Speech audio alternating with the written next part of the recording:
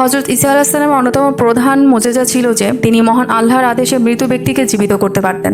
সেই সূত্রে বর্ণিত আছে, একবার ঈসা আলাইহিস সালাম একটি কবরস্থানের পাশ দিয়ে যাচ্ছিলেন। তখন আল্লাহর হুকুমে তিনি কবরের এক মৃত ব্যক্তিকে জীবিত করলেন। লোকটি কবরের মাটি ছেড়ে উঠে দাঁড়ালো। হজরত ঈসা আলাইহিস সালাম তাকে জিজ্ঞেস করলেন, দুনিয়াতে তোমার কাজ কী ছিল? লোকটি উত্তর দিল, হে আল্লাহর নবী, আমি একজন কুলি ছিলাম।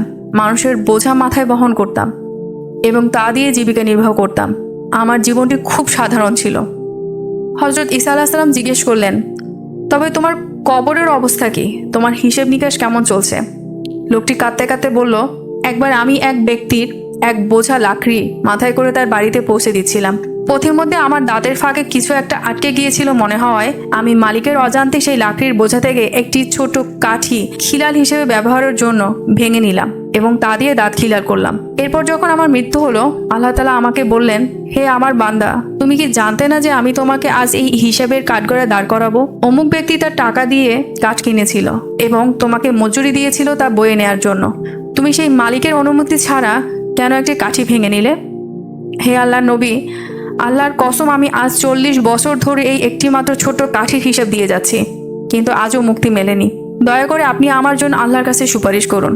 আমরা অনেক সময় অন্যের জিনিস, তা বড় হোক বা অতি ক্ষুদ্র, বিনা অনুমতিতে ব্যবহার করি। একটি কাঠি বা কলম বা কাগজ, একটু জায়গা বা যে কোনো জিনিস ব্যবহার করে বসি, অথবা কোনো দোকানে গিয়ে টেস্ট করার নামে একটা দানা বা ফল খেয়ে আসি। এগুলোকে আমরা এতটাই তুচ্ছ ভাবি যে অনুমতি নেয়ার কথা মাথায়ও আসে না। কিন্তু মনে রাখতে হবে, আল্লাহর কাছে আমানত অত্যন্ত গুরুতর একটি আমল, আমাদের উপর ভয়াবহ একটা জিম্মাদারি। রাসূল সাল্লাল্লাহু আলাইহি ওয়াসাল্লাম বলেছেন, কিয়ামতের দিন প্রতিটি হক তার প্রাপকের কাছে পৌঁছে দেওয়া হবে। এমনকি শিংওয়ালা পশু যদি শিং দিয়ে কোনো দুর্বল পশুকে আঘাত করে থাকে, তাহলে সেই আঘাতের বদলা পাইয়ে দেওয়া হবে।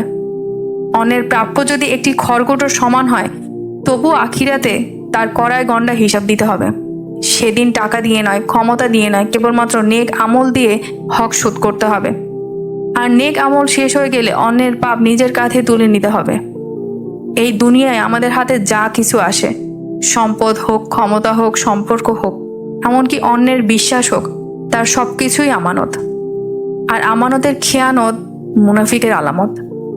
তাই অন্যের হক সম্পর্কে সচেতন হন। কারোর হক আপনার মাধ্যমে খেয়ানত হয়ে থাকলে দুনিয়া থাকতেই মিটিয়ে দিন। মৃত্যু এসে গেলে আর সুযোগ নেই।